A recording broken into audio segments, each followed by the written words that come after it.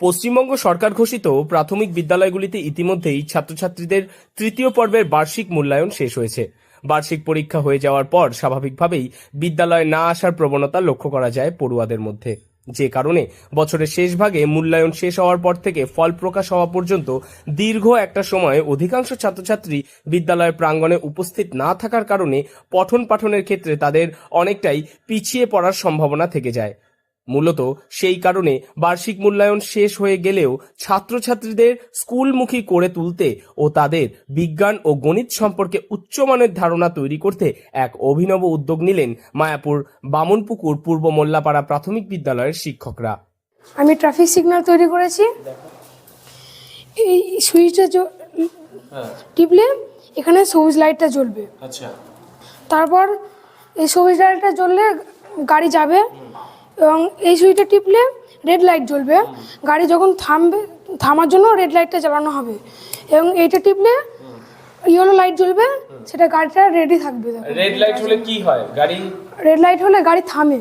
আচ্ছা, আর green light হলে? Green light হলে গাড়ি এগোয়। শিক্ষকদের উদ্যোগে পূর্ব মোল্লাপাড়া প্রাথমিক বিদ্যালয় প্রাঙ্গণে এক অভিনব বিজ্ঞান ও গণিত সম্পর্কিত এক প্রদর্শনীর আয়োজন করা হয়। বিদ্যালয়ের শিক্ষক, অভিভাবক থেকে শুরু করে বিদ্যালয়ের ছাত্রছাত্রীরা এই প্রদর্শনীতে অংশগ্রহণ করেন।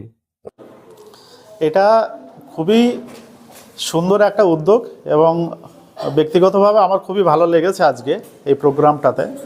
এটা একটা প্রাথমিক বিদ্যালয়ে শিক্ষার্থীদের পক্ষে অভিনব উদ্যোগ এবং এই উদ্যোগটা আমাদের মনে হয় একটা ধারাবাহিকতা রাখা দরকার। আগামী দিনেও যাতে শিক্ষার্থীরা এই ধরনের বিজ্ঞান নিয়ে যে চিন্তাভাবনা তাদের প্রদর্শনীর মাধ্যম দিয়ে এটা যাতে আগামী দিনে আরও ভালোভাবে করতে পারে, ভাবনাটা ওদের হাত দিয়েই যাতে আগামী দিনে আরও নতুন নতুন আবিষ্কারের পথ চলে আসে এবং বেরিয়ে আসে, সেটা আমাদের আগামী দিনে সভ্যতা বা সমাজের পক্ষে খুবই ভালো একটা গ্রহণযোগ্য। উপস্থিত ছিলেন প্রাথমিক শিক্ষা দফতর নবদ্বীপ ব্লকের সহকারী বিদ্যালয় পরিদর্শক দিলীপ মণ্ডল। সম্পূর্ণ অনুষ্ঠানটি পরিচালনা করেন সংশ্লিষ্ট বিদ্যালয়ের প্রধান শিক্ষক হিরণ শেখ। আজকে বিদ্যালয়ে সায়েন্স এবং ম্যাথের একটা এক্সিবিশন করা হচ্ছে। যেহেতু সদ্য আমাদের প্রাথমিক বিদ্যালয়ে তৃতীয় পর্বিক মূল্যায়ন শেষ হয়েছে, বাড়িতেই তাদেরকে এই বিজ্ঞানের মডেলগুলো তৈরি করার জন্য উৎসাহ দেওয়া হয়েছে এবং বিজ্ঞানের প্রতি তাদের আগ্রহ বাড়ানোর জন্যই এই সায়েন্স এবং ম্যাথের এক্সিবিশন আজকে বিদ্যালয়ে করা হচ্ছে। বিদ্যালয়ে 30 থেকে 35 জন ছাত্রছাত্রী এই বিজ্ঞানের মডেলগুলো তারা বাড়িতে তৈরি করে নিয়ে এসে আজকের এই প্রদর্শনীতে অংশগ্রহণ করেছে। বিজ্ঞান ও গণিত প্রদর্শনীকে আকর্ষণীয় করে তুলতে এদিন পূর্ব মোল্লাপাড়া প্রাথমিক বিদ্যালয়ের ছাত্রছাত্রীরা বিজ্ঞান ভিত্তিক 40টি মডেল তৈরি করে প্রদর্শনীতে অংশগ্রহণ করে। নদিয়া থেকে মৈনাক দেবনাথের রিপোর্ট, লোকাল 18 বাংলা।